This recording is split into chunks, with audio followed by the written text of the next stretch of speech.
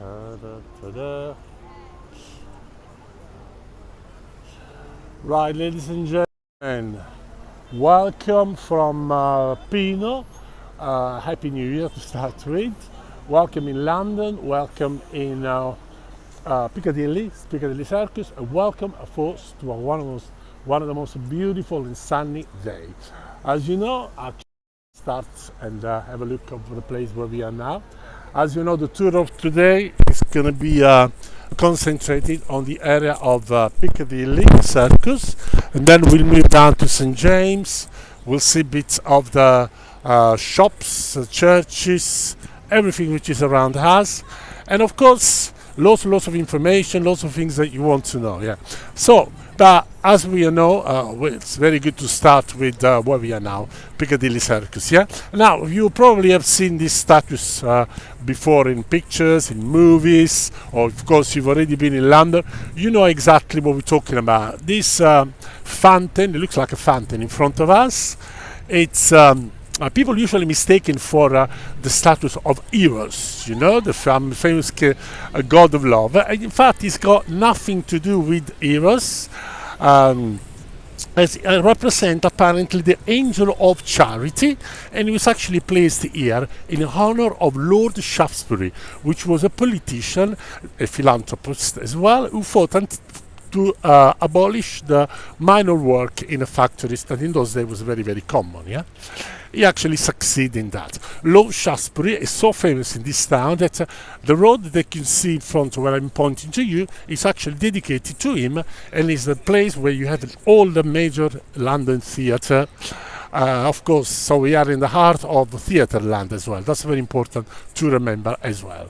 The building that we have in front of us, so you can see this one here, is known as a Trocadero. This used to be a varieté, used to be a cinema, and it was also a theatre.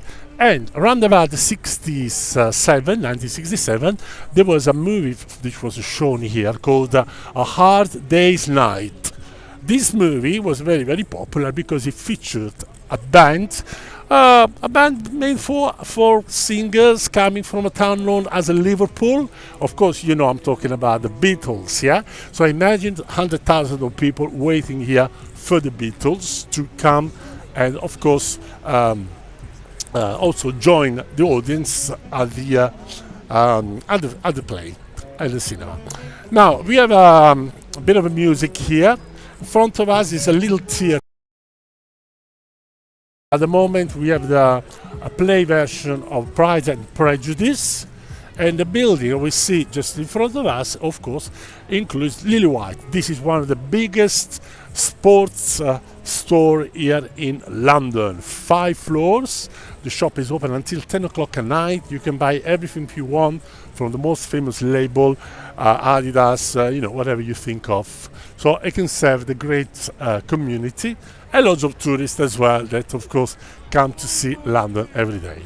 So we move now from the busy part of Piccadilly Circus, and in fact we take now a road which is known as Piccadilly, and will lead us to the area of St James. Okay, let's wait here to cross the road first. Now let me see if I can move the camera just a little bit. Now, right, probably you can have a look at the very end of the road over there. There's like a little tower, a Gothic tower. Well, that's in fact one of the towers which is part of the House of Parliament, a famous Palace of Westminster. We are not going there today, but I'll promise you that on our next trip you will be definitely coming with me and have a look at that part. Now we're going to St James today. This is a much more posh area, yeah? Let's leave the politic behind. So, Piccadilly, the road that we're taking now, it's famous for several things, yeah?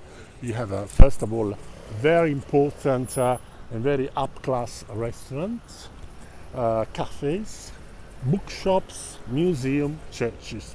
So we'll see some of those, yeah?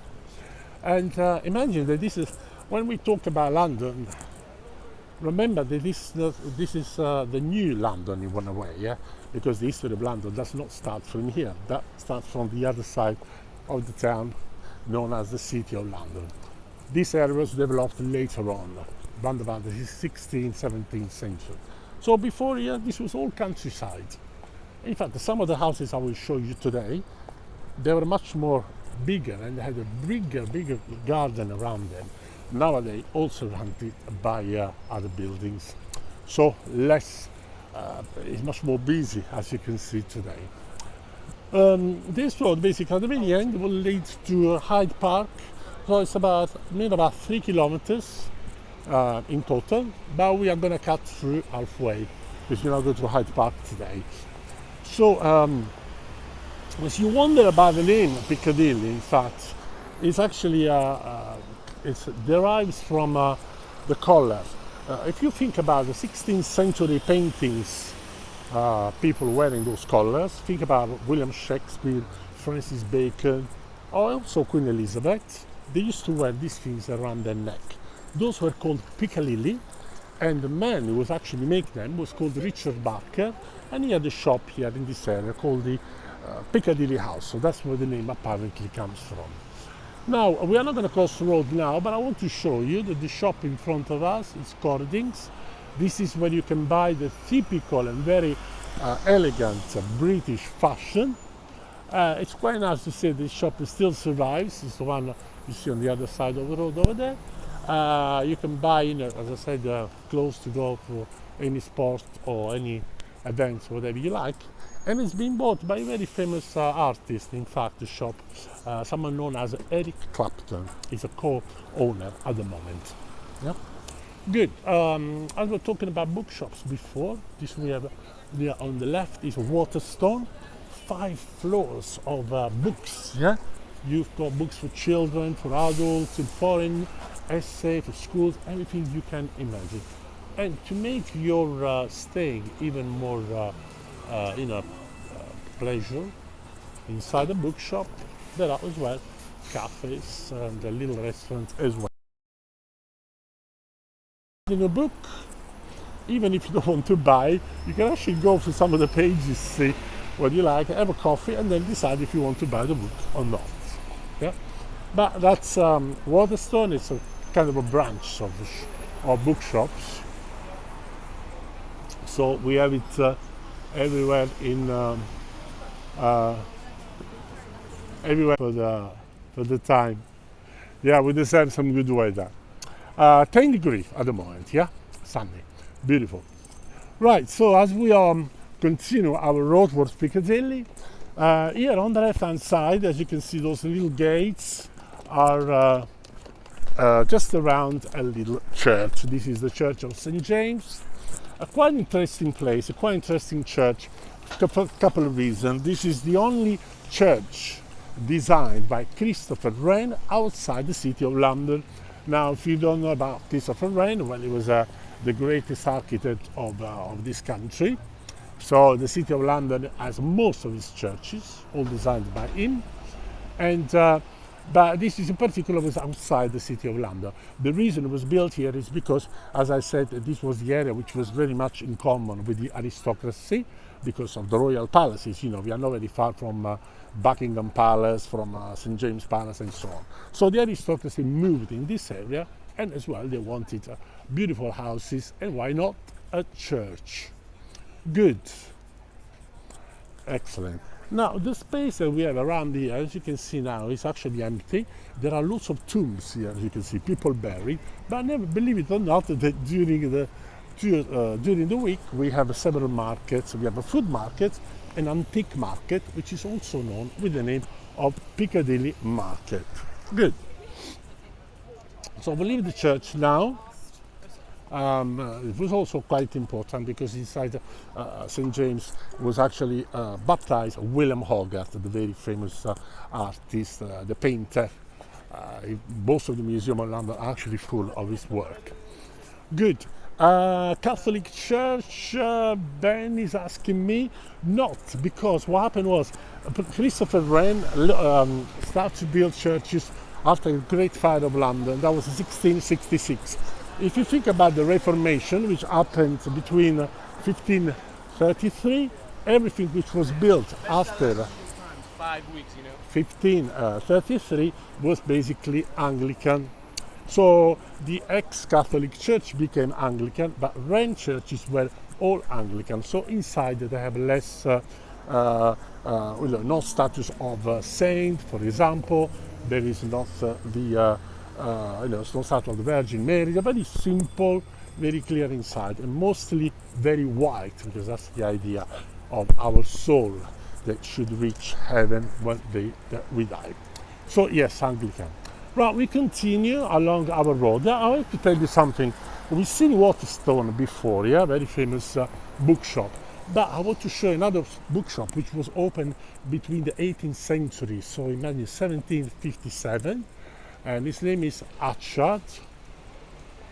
Yes, and Nina said, did we just step on the tube? Yes, unfortunately we do here all the time, you know. Yes, because every space in central London can be used for everything, you know, it's quite important. Good, so this is Achard. Now, while Achard is quite an amazing place, it's another bookshop here, but the reason why it's interesting, it's because of the royal warranty. Right, let's stay in front of this. As you can see, this is a royal warranty on the left, and that's one on the right. Yeah, what it means to have a royal warranty?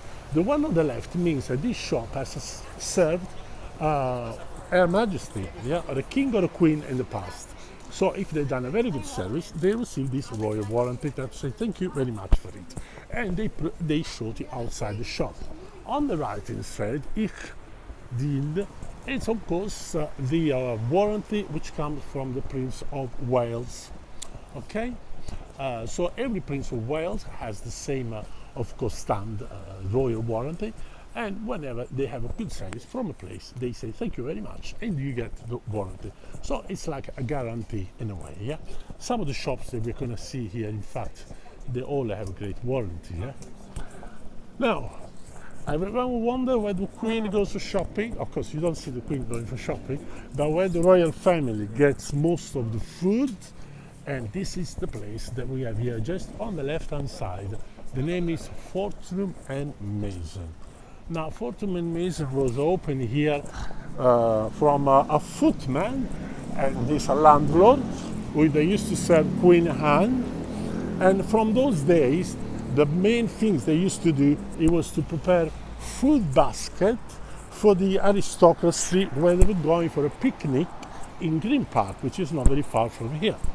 From those days, Fortnum and Mason has specialized in serving high-class food, not only for the royal family, but also for the but also for the people who are fancy some good food from here. Okay, so okay, yeah, just let me put the volume back again. Now we cannot go inside because we won't have a very good. Okay, let's see. Reception inside. But let me cross the road, because you know the great thing about Fortnum and Mason is we'll have to see from the other side of the road. Yes. Voila. As you can see, now we have a better view, and I can explain you a couple of things about Fortnum and Mason now. So, as you can see, on here there's a little book, two little houses. On the hour exactly, those two houses, they open and they welcome two people. Thank you very much, they say, for you and for coming to shop at Fortnum and Mason. Yeah, so that happens on the hour. Yeah, of course, this is a shop which is also privileged by the royal family, and you have a royal warranty just on the top of that. That's the royal warranty which comes exclusively directly from Her Majesty. Okay? Good. Right, let's continue now. Okay. And you here now, you see a little. Good. So there's basically chimes on the every 15 minutes, but then of course for the opening of this little house you have to wait on the hours. So let's leave now the shop. We've already been very, very close. Yeah, Benny says if you can go any closer. Well, we were very, very close before. Now, as I said, but the best way to see the building is from this side as well. And as you can see here on the right hand side, of course, they are welcome and they are saying to us, happy 2022. Yeah? Good. Now, when you come to Piccadilly as well, not only come here for shopping, but why not? When I told you about before that this area used to be much more like only a countryside, yeah? So the city of London was when London used to be the real town. This was a countryside. And some of the houses looked exactly like this one that I'm taking you now to see, yeah? Have a look. This is the Burlington House. Imagine you live in a house like this. Well, the person who lived here actually was Earl Burlington, but he does not live here anymore because the house was purchased by the government and it's now a museum. It's the Royal Academy of Art. The Royal Academy of Art, it's basically one of the most beautiful museums in here.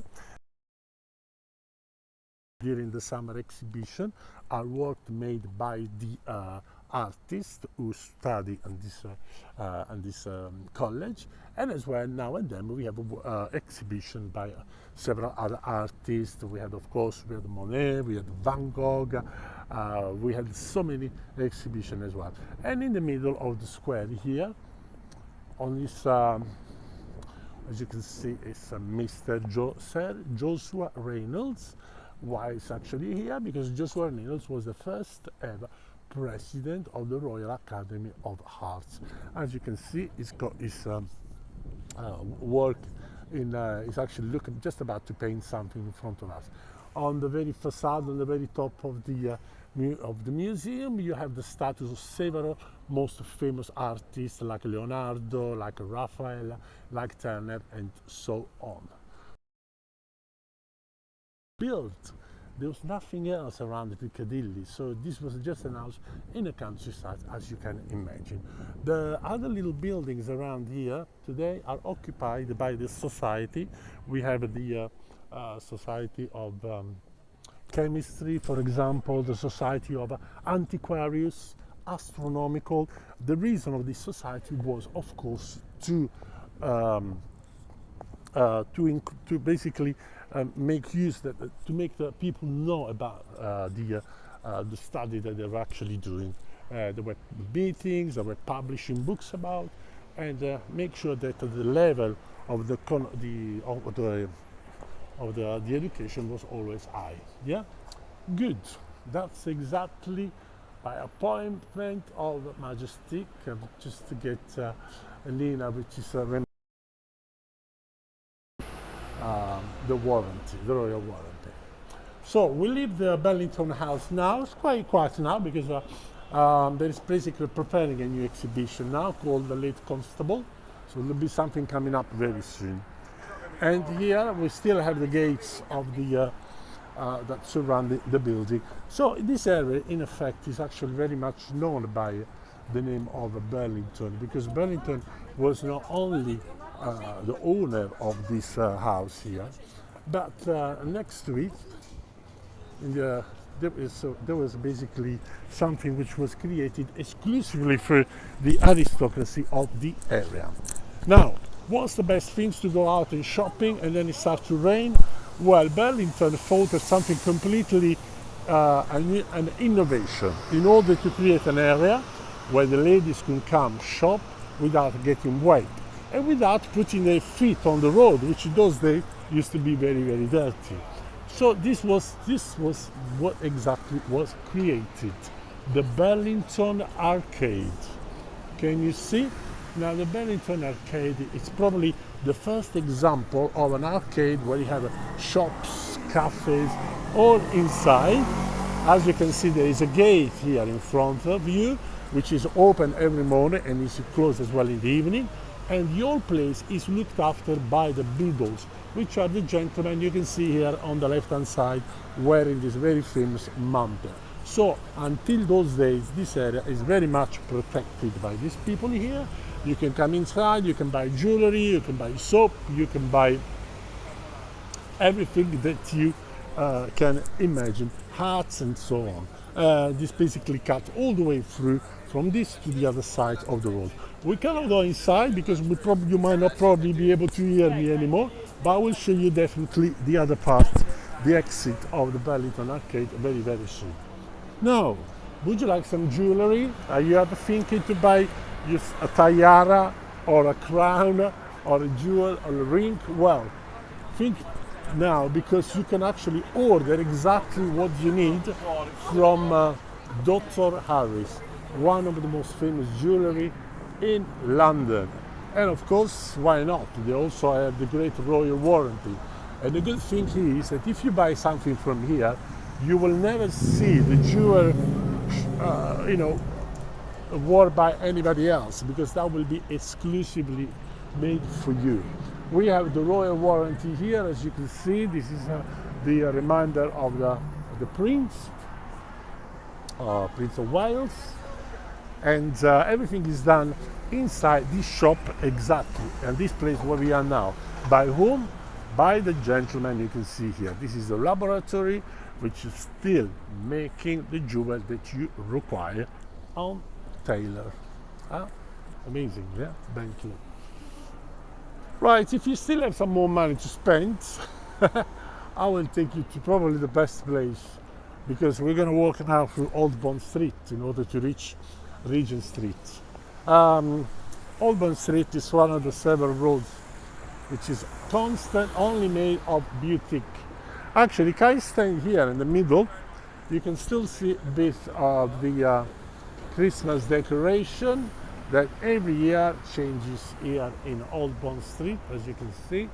And as we are approaching the heart of this road, on the left and on the right hand side, you can see the name of the shops, which I might probably not be able to do, to do more publicity. We have as well several new models here and artists who are taking the opportunity to have a picture in Old Bond Street. Why not, yeah? You might probably see this one become a very famous model. Very soon. The Bears and so many others. So basically, if you have a name, you have to have a good label, and if you have good stuff to sell, you have to have a boutique here in Old Bond Street. Okay? But it's not the only one. It's not the only exclusively boutique shop in London. We have plenty of them. This is, for example, the store of two famous Italian gentlemen who design clothes. They're called Dolce Gabbana. Don't know if anybody has ever heard of them. Very sparkling colors, as you can see. What is amazing about this shop is the fact that they're always empty. That's what amazes me. Look on the right hand side, you have Valentino as well. Yeah, they tend to be quite empty. So what I think is they probably have only one customer a day who buys something, and that's enough to pay the staff, the rent, and everything. Yeah, good. So imagine that those roads they actually be created for the aristocracy in the old days, but nowadays today people come here to do something which is very typical, no? Window shopping. Yeah, good.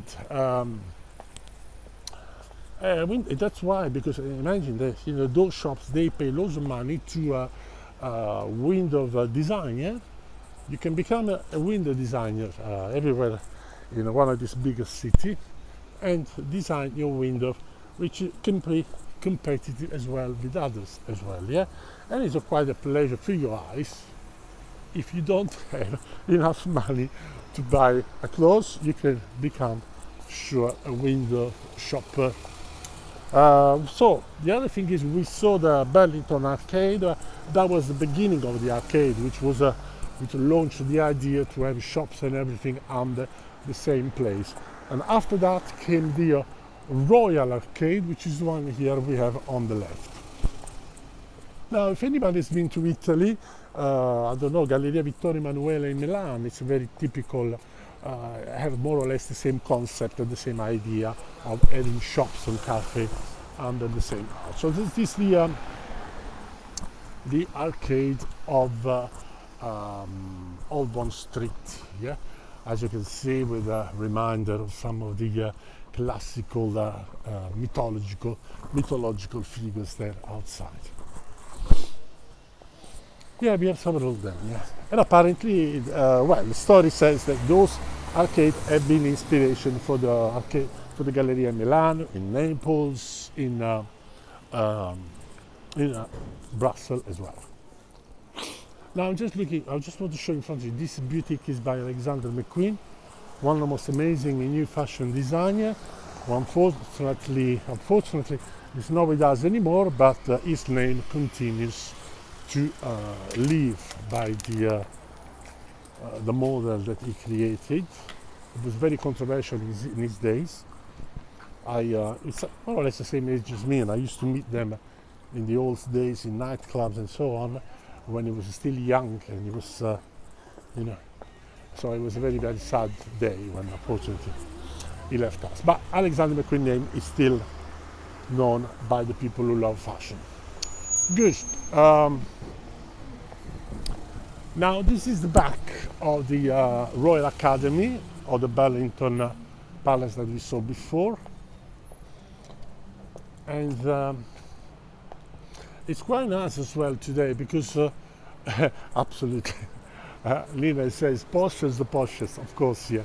And what is nice here, you don't have the great amount of people who run from one place to another, because we have quite expensive and exclusive restaurants. There's one here as well, which there's a shop here as well, which is also very famous because they spray perfume, so you just have to walk in out and you get your perfume for the day. Yeah. Also, not very far from here, we have a few art galleries, because people come here to buy as well work of art as well.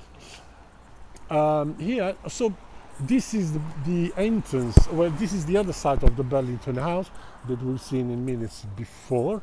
So this is the other side. Again, here we have a few other artists represented, not necessarily painter or sculpture. We have Adam Smith, Locke, Bacon, and so on. And again, I have to go further. I have to go on the other side of the road now to show you how beautiful is this entrance of a Bellington House, which is also now today part of the Royal Academy.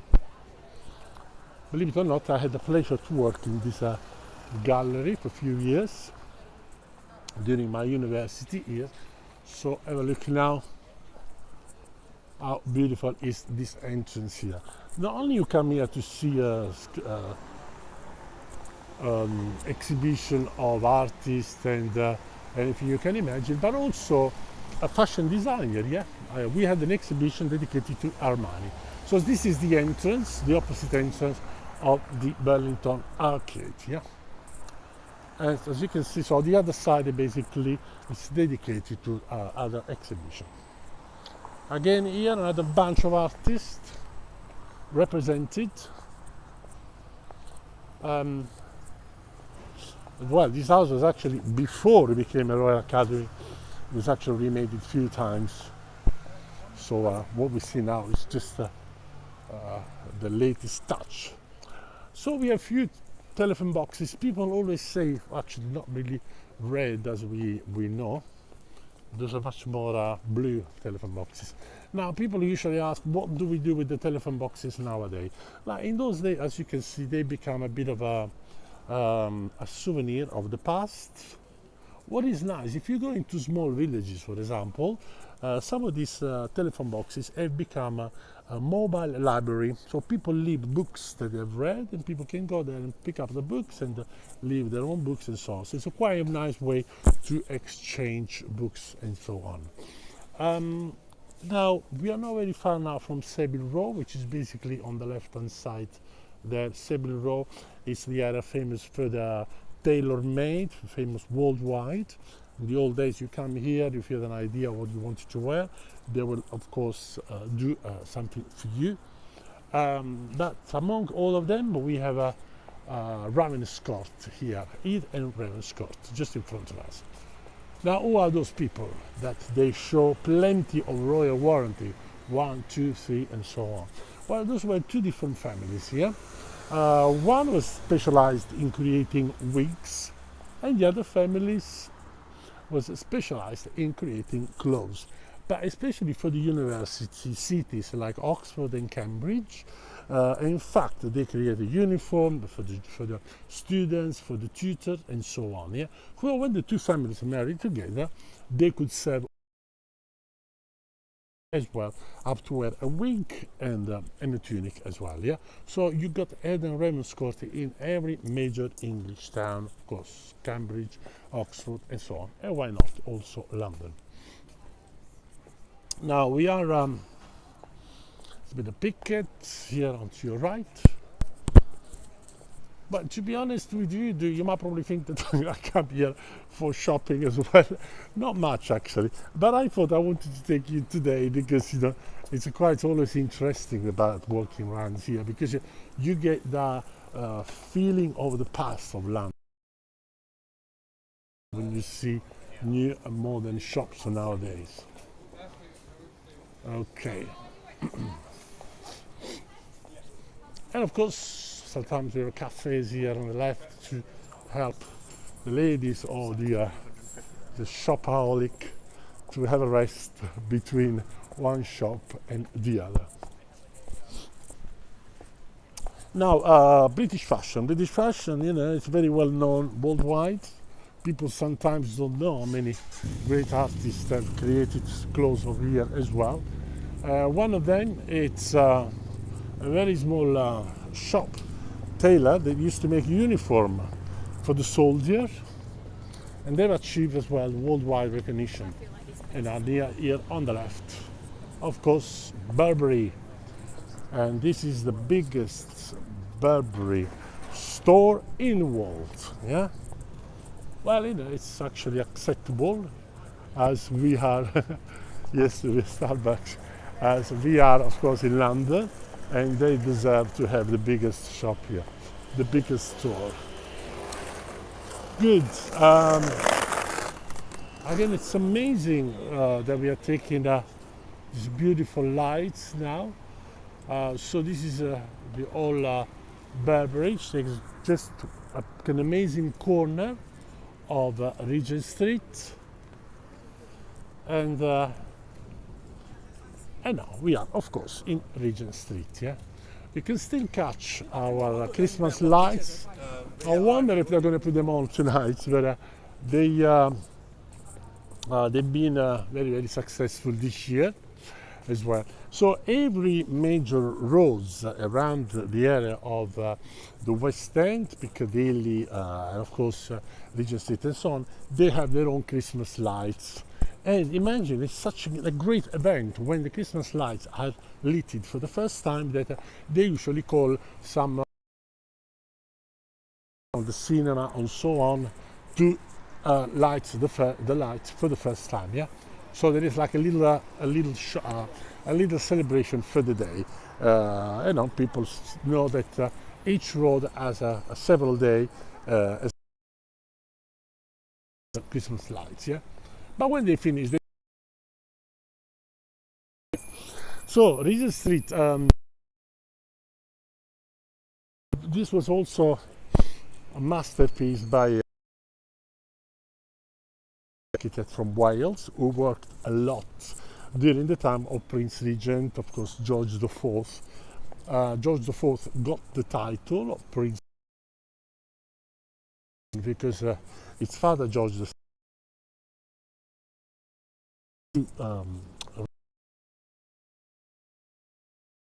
sickness, and he was not cured properly. He became a bit crazy.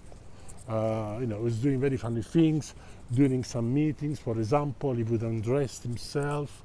He would make himself, funny. So his son George IV asked the government to give him a title, and he could reign while his father was still alive.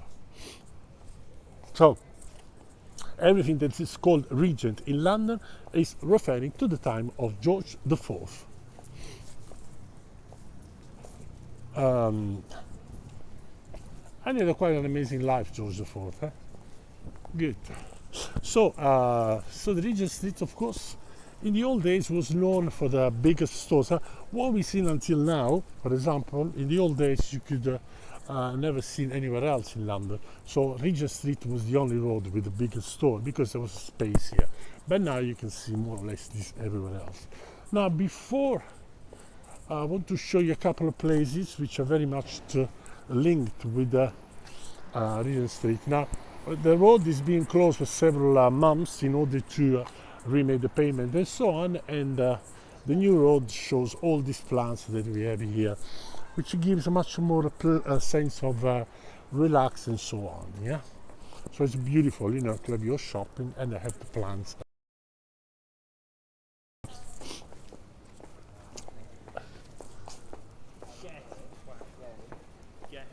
So we are.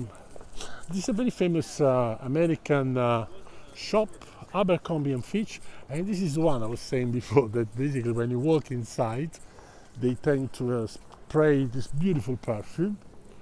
Believe it, you're actually wearing the same perfume. Right, it's nice because I think there's less traffic today. During the summer there's as well the idea to make this road pedestrian only, so only on a Sunday basically the traffic is closed and you can actually walk freely around the area. Good. So it's quite nice, you know, it's something that it's a thing that London is following among all the other cities like Paris, Vienna, Berlin, where the main roads are closed, and you know, you can enjoy the place as you would. Now we are actually on the border of the area of Soho and Mayfair. So basically two villages with two different things to offer to people, but very much famous for the history. Mayfair is basically all the area which is on the left hand side. Started his life as a village, especially famous for the Mayfair, exactly what the name says. Yeah, as a kind of celebration once a year during the month of May, where the huge market was going on all day. There was also artists, there was fireworks, there was fire heaters, plenty of entertainment for kids. This fair does not exist anymore today, but we only have the name, which is of course linked to the village, and is today full of embassies and very posh restaurant as well. So nothing else left of Mayfair. A very beautiful area. That's on the left. And on the right instead is the area of Soho, which we'll probably see a bit of it before we are leaving Regent Street. But if you come to London, there's one shop that you'll have to visit for sure, even if you are grown up and you're not kids anymore, because the shop we're talking about is of course Hamleys, which is a heaven for kids. Hamleys says that we have toys for everybody from 0 to 100 years old. Yeah, and I'm sure they do because they have like 5 floors as well. This is the entrance of Hamleys. To believe you or not, it's a joy really to walk through this shop. As you can see, the windows here have always a theme which changes every year. Sometimes we have Alice, sometimes we have Snow White, sometimes we have Peter Pan. This year in particular we have a print of everything. It's a bit of a mismatch of everything. I like this big they go from Oscar Wilde, from National Hero, or anything so on. And inside, look how the staff have fun here inside. Look if you work here. Yeah, so you need to be quite, have lots of energy to work in a place like this. and you're actually welcomed by this wonderful and great artist. See, yeah, bit of fun, why not? Hamleys. So as I told you, the entertainment at Hamleys continues all the time. Let's see more of the windows here with still presents that need to be opened. They may not be open yet. I like this window in particular. Nina says, I miss London. No, well, I don't miss London because I'm always here, but I miss the fact that I don't see too many people in London like we used to. I like particularly this window because it looks like plenty of books all around here. But if you look carefully, in fact, they actually look like more chocolates rather than books as well. Probably it's a way to remind people about to buy things. Oh, yeah, Harry Potter is saying Beth. Okay, yeah, you're probably much more Harry Potter fan than me, that's why you got it right there, yeah. And it's always very much celebrated, Harry Potter, why not? Good, yeah. Now, a little more, we'll leave more Regent Street and we're going now a much more exclusive. A couple of years ago, actually more, I should say, it started more this idea of serving people outside. Restaurants, tend to have all these tables outside, like you see in the continent as well. And the reason is because the weather has become much more great with us now. We have a much more mild summer, mild winter as well, so it's very easy to do that. So as I said, let's leave now the very busy area of Regent Street. Thank you very much to Stephanie, yeah, for the stickers. Look at the shop here. This is the entrance of Zara Home, yeah. And the entrance is actually done with loads of flowers and things that you can fill your beautiful house, yeah. Dry flowers, yeah, if you like that sort of things, yeah. Okay, now we take Foubert Place, and you are very, very lucky. You know why? Because you can still see some of the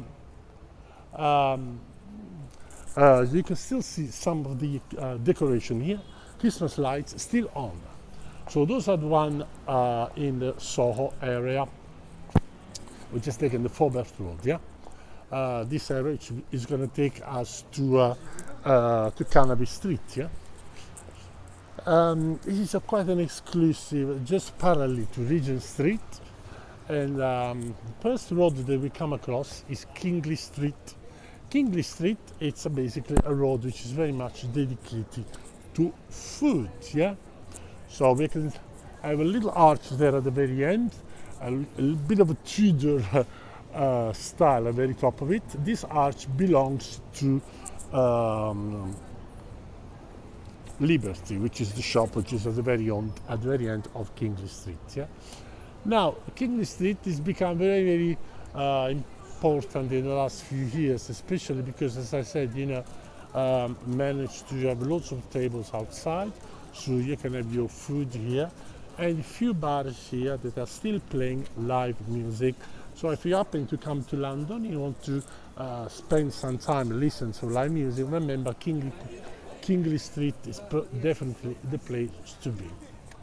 And I want to show you one of the Christmas lights of Cannabis Street that, of course, celebrate Soho and Cannabis Street, the two things together. Yeah?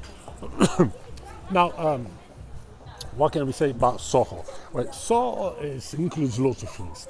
It's, of course, the nightlife of London is where you go for a pub or for a bar, for an aperitive, and that's where you have something to eat. And then you can start your nightlife, because Soho still has a very good circle of nightclubs as well, yeah? And it's a place where you can see as well live concerts. Imagine all the biggest bands that you might probably heard about it, from Pink Floyd, Rolling Stones, Jimi Hendrix, anybody of those has had at least a concert in one of the pubs in Soho. It's still up to date, we still have that tradition. This particular part of Soho coincide with Cannabis Street, which is a road that has lots of history in itself. I talked about British fashion before, but Cannabis Street was the place where the British fashion became an institution, especially during the 60s, which linked to the famous London swinging, yeah? And everything happened in this road here that we have now in front of us. Voila, as this is the Cannabis Street, as you can still see, the decoration of the road are still, the Christmas decoration is still hold. So, imagine before we had the swinging London British fashion in the area, then this road still was famous because in the 80s, early 80s, became the meeting point of the punk generation. So all the shops before, they used to be exclusively just interesting in selling British fashion. Then they became much more close to serve the community of punk. What shop do we have today? Well, it's more or less a bit of everything. But what is interesting is the fact that we are a very exclusive shops here. The things that you buy here, you will never find anywhere else in any other part of London, for example, because we have just exclusive shops. So if you need something, you'll have to come here for any kind of souvenirs. As you can see here, look, very, very funny kind of shoes. Yeah. So let's say has changed now, does not serve the past community that did before, but it still retains its own flavor as a city. As you can see, another thing which has been added in the last few years as well is those tables here, where you can sit, have your food, and Beth is asking why there are butterflies on the sky. It's part of the Christmas decoration, yeah? It's part of the Christmas lights. Yes, this year it was all butterflies and sorts of glitter. As you can see, the Ganton Street is actually written on the paper, on the sky over there. So, as I said, this kind of table in city, so people who buy their own food, they can have their food over here. That's what I like about London. I mean, people say it's an expensive city, it's an expensive place to eat and so on. But London has the opportunity as well. You can just walk in one of the shop, one of the eatery, one of the takeaway, buy your food, which is not very expensive, and eat here and outside. Look at this, Ganton Street. We still have the decoration of Ganton Street. Look at this. Ganton Street, it's a little parallel of Cannabis Street. They have these little beautiful drops on us. And the roads, as you can see, plenty of shops and plenty of seats here outside. I feel sometimes, like I'm on holiday when I walk around here, like I'm in Turkey or Cyprus or the south of Italy, and then I have to remind myself, it's still London, but things have changed. Since when I moved here 30 years ago, you would hardly see any tables or anything outside, but things have changed completely now. So we have all sorts of places here. And especially remember, never believe people who say that London is an expensive place to eat, because we have plenty of choices here for everybody.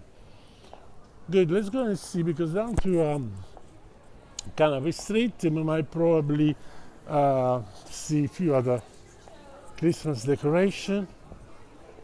Now, among here, there should be, voila, yeah, we're back on this spot here again.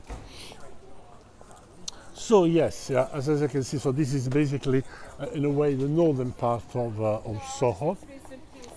And Soho is very much celebrated with plenty of artists who lived and worked and became famous in the area. To the point that, as a reminder, it was decided, about 20 years ago, to create a mosaic. Yeah. This mosaic would celebrate most of the people who lived here in this area. Let's go and have a look, which is not very far from here. See if we recognize anybody. Voila, here we are, yeah? Broadway Street. Now here we have a very nice display, and the characters are here on display on mosaic just in front of us. Okay, there are plenty of people here, but I can tell you that I know some of them. Voila. The gentleman here with the red jacket is an Italian guy called Giacomo Casanova. Casanova was originating from Venice, but unfortunately he had a problem with the law. He was imprisoned, and then he left Venice to never go back again, and he traveled everywhere in Europe. He spent plenty of time here in London. He met a woman as well, and he became as well a lover. He gave her a girl, a baby as well. He lived not very far from here, Casanova.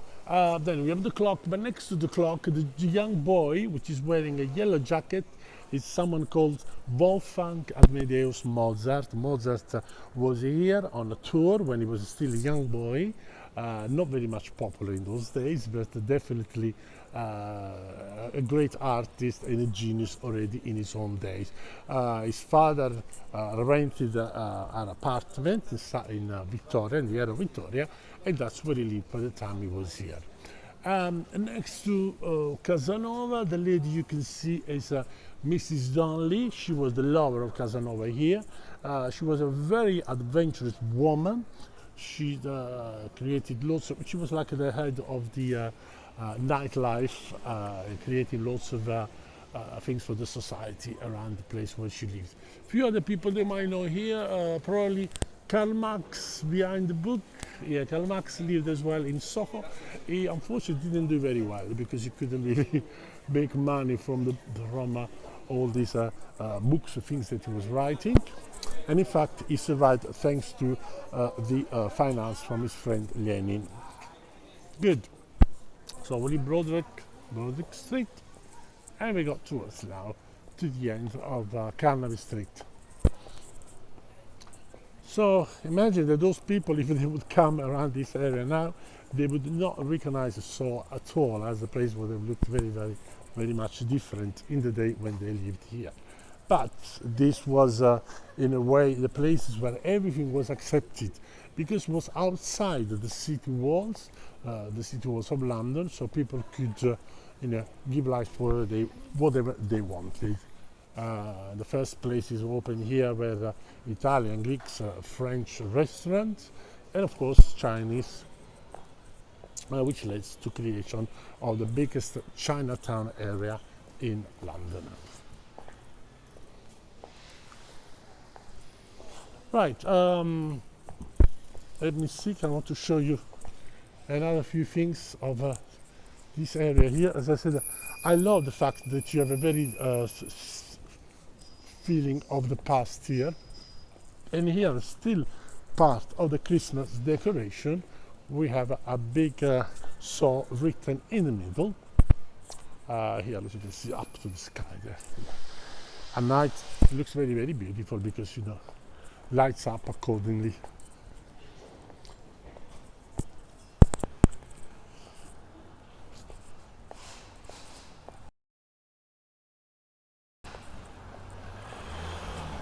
Let's have another look at Kingly Street.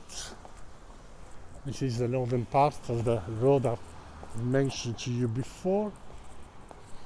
There is a very interesting place here, which is in fact called Ain't Nobody Blues, which is a place which is open until very late at night, and in fact you can come here and hear blues, jazz while you sip your wine or beer or anything you like. Yeah, because what's interesting is that those pubs here, they can offer to their clients any kind of beer, not only local, international, national, and so on. I particularly prefer the IPA, which is a beer which has a very nice and very smooth taste, and very, very popular as well here in London. So, as I said, as you can see now, preparation for the evening. Now everything's slightly quiet, but about once the offices start to close, about 6 o'clock, people will come here for an aperitive, to meet friends, and most of the restaurants there will go on until 11 o'clock at night, yeah? Well, no, later actually, until 10, 11 o'clock. Well, usually 10 o'clock, 10:30 is the last time you can order food. Thank you very much again to Nina for your support. So 10:30 is the time when you can order your food, and then restaurant tend to close as well at 12 o'clock, except someone who have a special, for example, extended license. That's one thing which usually helps, Good. So again, it's amazing, even for me, a surprise to see that you can enjoy food outside in London. As I said yesterday, we had a bit of rain, but look at it. Okay, all right. Okay, the gentleman now telling me not to show this area. Wind move. Yeah, as I was saying, so it's quite nice and enjoyable to be part of this. Now, so we leave Regent Street, we leave as well Kingsley Court, and we're going to move now to a much more end of our tour today. But without do that, I've got another couple of things to show to you. Because imagine, it's never enough the shopping in this area, but there is one road which every tourist who comes to London at some point knows, and he has done all of it, has walked through it. And it's, of course, the worldwide famous Oxford Street, And we're getting close to Oxford Street now. Before we get there, I want to show you Liberty, which is the shop here. You can see the wall, which are very much like the half timber. This is the half timber style. It's basically a style that reminds of the 16th century houses in. You can still see some of them if you go in places like Stratford-upon-Avon, if you go into Cotswold, if you go to Cornwall. Here, of course, it's sort of very disappeared in London. Unfortunately, London was bombed. It was burnt by the Great Fire, so we lost lots of buildings. But only in few cases you can still come across the half timber.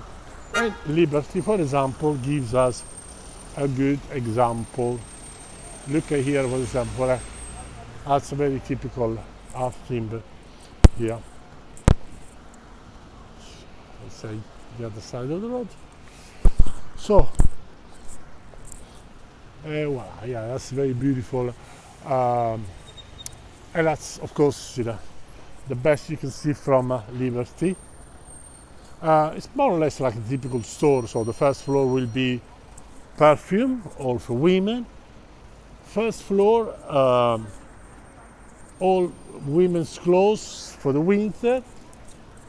Second floor, women's clothes for the summer. Third floor, women's clothes for the vintage. Fifth floor, all the souvenirs for women. On the sixth floor, maybe in a very small quarter, there is probably couple of trousers and two underwear for a gentleman.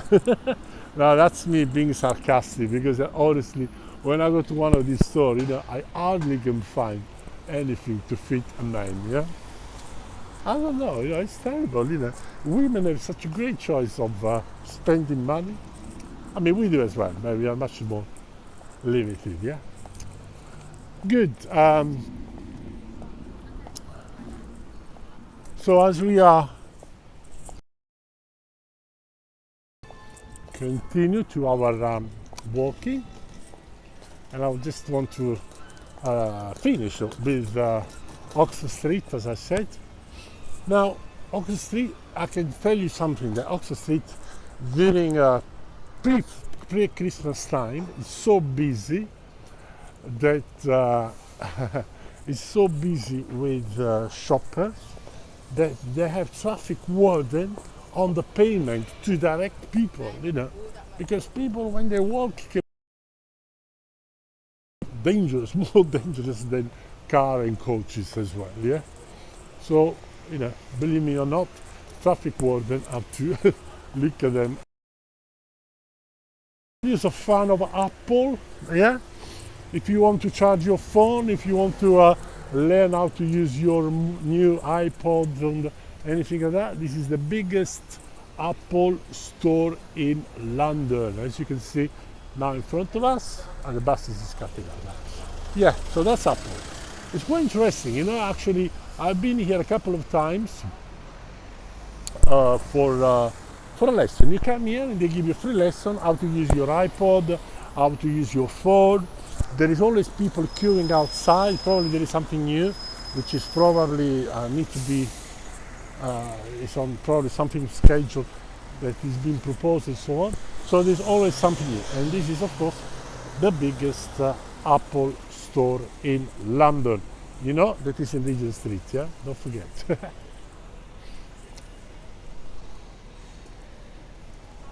Right. Yeah, that's what's interesting because I came once here just to charge my phone, and I couldn't believe how many things I learned about the iPad. I didn't really know. You only knew a couple of few things. Free, then you learn how to use your things properly, and you become more enthusiastic. Probably more. Right, okay.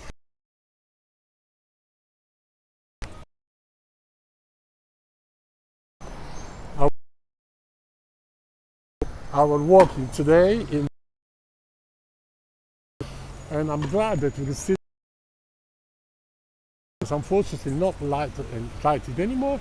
Those one it is just, but we see this. Usually, I thought they would have disappeared after the 8th or the 9th of this January, so it's quite nice that we actually seen them. So, I would like to take an opportunity now, but I'm in a much more closer area, so I can give you an idea of what Ox Street looks like.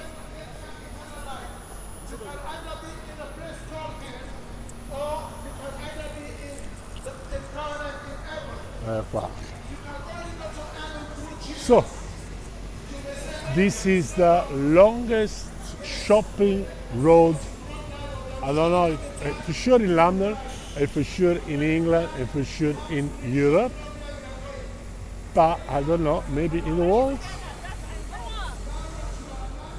And it's beautiful. You see where the sun is at the very end of Oxford Street. That's where you have Hyde Park, and I'm sure that next time it'll be very, very great for me. It'll be a great pleasure for me to take you to Hyde Park and see more the greenest part of London. So,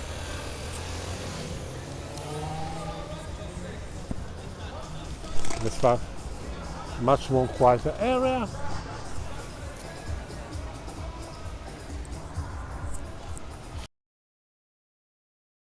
Right.